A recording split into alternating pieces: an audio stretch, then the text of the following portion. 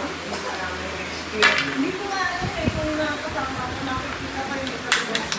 Malagay ko magiging 50 ang kandidato.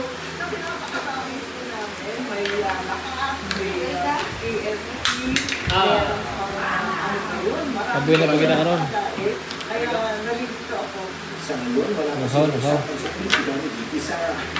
Ano man ang mangyari, ang aking paniniwala at pagmamahal para kay VP Sara ay mananatili.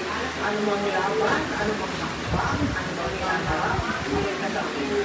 Ay, sa studio, pinahari magkaroon ng dalawang grupo sa posisyon. Ang pagkakit ng kapatid at mga kaiyak ng mga depende. Naniniwala sa pinahari at sa kanya ng mismo. Hindi ko rin magkampiyan ang pagkakit ng administrasyon kung nasa mga depende. Let's get common ground ang ironically.